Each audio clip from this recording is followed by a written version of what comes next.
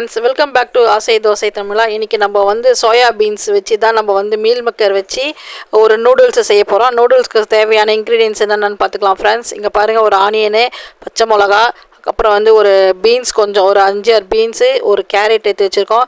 கோஸ் கொஞ்சம் வந்து துருவி வச்சுருக்கோம் ஃப்ரெண்ட்ஸ். இங்கே பாருங்கள், நூடுல்ஸ் வேக வச்சு தண்ணி வடிய வச்சு எடுத்து வச்சுருக்கோம். 3 முட்டை எடுத்து வச்சுருக்கோம் ஃப்ரெண்ட்ஸ். இங்கே பாருங்கள், ஒரு 100 கிராம் அளவுக்கு எண்ணெய் சேர்த்தாச்சு. ஒரு 3 முட்டை சேர்த்துருக்கோம் ஃப்ரெண்ட்ஸ். இதில் ஃபஸ்ட்டு வந்து முட்டை தான் சேர்க்கணும். ஃபஸ்ட்டு முட்டை சேர்த்து நல்லா இந்த பச்சை வாசனை போகிற வரைக்கும் நம்ம வந்து ஃப்ரை பண்ணி எடுத்துக்கலாம் ஃப்ரெண்ட்ஸ். இங்கே பாருங்கள், இந்த அளவுக்கு வரணும். இந்த அளவுக்கு வந்ததுக்கப்புறம் நம்ம கட் பண்ணி வச்சுருக்கிற நீல வாக்கில் கட் பண்ணி வச்சுருக்கிற வெங்காயத்தை சேர்த்துக்கலாம். ஒரு பெரிய சைஸ் வெங்காயம் தான் ஃப்ரெண்ட்ஸை வந்து நம்ம போட்டிருக்கோம்.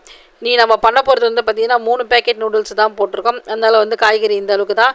2 ஸ்பூன் வந்து இஞ்சி பூண்டு பேஸ்ட்டு சேர்த்துக்கலாங்க. இஞ்சி பூண்டு பேஸ்ட்டை சேர்த்துட்டு நல்லா பச்சை வாசனை போகிற வரைக்கும் நம்ம ஃப்ரை பண்ணி எடுத்துக்கலாம். அந்த நடுவில் பாருங்கள், மீல் மேக்கர் வந்து மசாலா போட்டு பொரிச்சு வச்சாச்சு. அடுத்து வந்து நம்ம பீன்ஸு சேர்த்துக்கலாங்க ஃப்ரெண்ட்ஸ். இப்போ வந்து வெங்காயம் நல்லா வதங்கிடுச்சு. பீன்ஸு, கேரட்டு சேர்த்துக்கலாம். அதுக்கப்புறம் வந்து பச்சை மிளகா கட் பண்ணி வச்சுருக்கோம். பச்சை மிளகா வந்து அவங்கவுங்க காரத்துக்கு ஏற்ற மாதிரி சேர்த்துக்கோங்க. நான் வந்து ஒரு 3 பச்சை மிளகா கட் பண்ணி வச்சுருக்கேன்.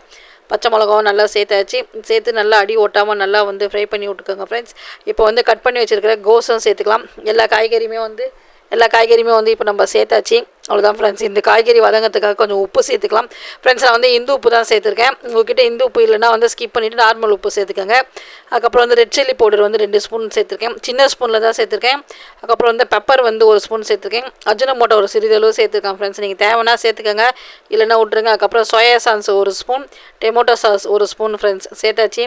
சேர்த்து வந்து நல்லா மிக்ஸ் பண்ணி எடுத்துக்கலாம் ஃப்ரெண்ட்ஸ். இப்போது அந்த இந்து உப்பு பத்தலை ஃப்ரெண்ட்ஸ், அதனால் கொஞ்சம் நார்மல் டாட்டா சால்ட்டு சேர்த்துருக்கேன்.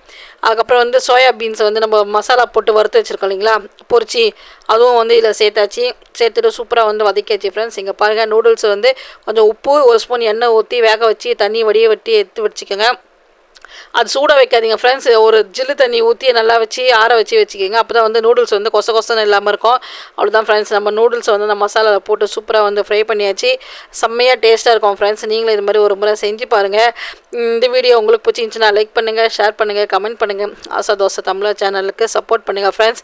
சோயா பீன்ஸ் போட்டு நீங்கள் ஒரு முறை நூடுல்ஸ் வந்து ட்ரை பண்ணி பார்த்துட்டு எப்படி இருக்குன்றது எனக்கு கமெண்ட்ஸில் சொல்லுங்கள் ஃப்ரெண்ட்ஸ். உண்மையிலேயே சொல்கிறேன், ரொம்ப டேஸ்ட்டாக இருக்கும். நீங்கள் செய்யலைன்னா டெஃபினட்டாக ஒரு முறை வீட்டில் செஞ்சு சாப்பிட்டு பாருங்கள். சோயா பீன்ஸ் எப்படி மசாலா போட்டு நம்ம பொரிச்சுன்றது வந்து அடுத்த வீடியோவில் போடுறேன். Okay, bye friends.